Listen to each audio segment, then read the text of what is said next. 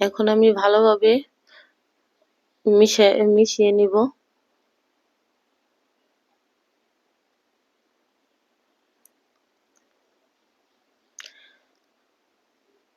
তো আমার মেশানো হয়ে গেছে।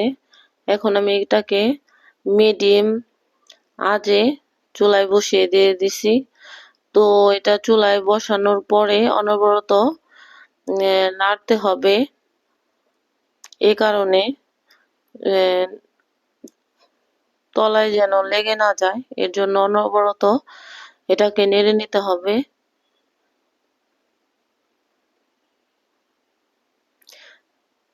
তো এক পর্যায়ে দেখবেন যে স্যুপটা ঘন হয়ে আসতেছে।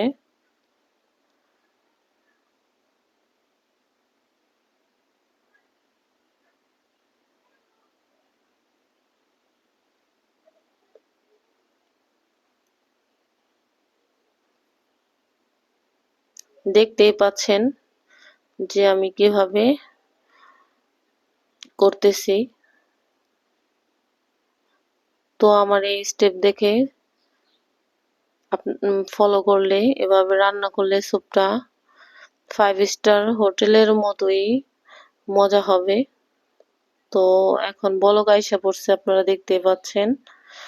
তো স্যুপটা যখন ঘন হয়ে আসবে, তো বেশি ঘন করব না, মিডিয়াম ঘন হয়ে গেলেই স্যুপটা আমরা নামিয়ে ফেলবো। কারণ স্যুপটা নামানোর পরেও ঘন হবে আরো।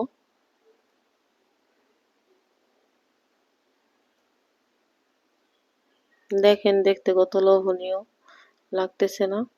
খেতেও ঠিকই লোভনীয় হয়েছে।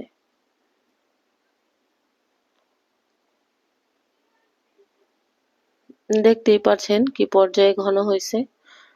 তো এ পর্যায়ে স্যুপটা হয়ে গেছে, এখন আমি ঢেলে নিয়েছি। তো এই স্যুপটা আমি আপনাদেরকে দেখিয়ে দিতেছি যে কেমন হয়েছে।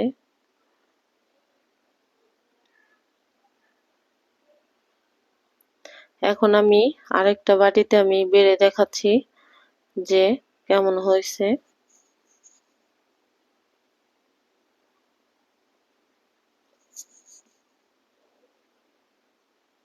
এখন আমি বেড়ে নিব। তো এখন আমি বেড়ে নিব। তো আমার এই রেসিপিটা ফলো করে বাসায় অবশ্যই ট্রাই করে বানিয়ে কমেন্টে বলবেন যে কেমন হয়েছে, আসলে কি মজা হয়েছে নাকি। তো আমার ভিডিওটা ভালো লাগলে আমার চ্যানেলটাকে সাবস্ক্রাইব করে দিবেন আর আমার পেজটাকে ফলো দিয়ে দিবেন।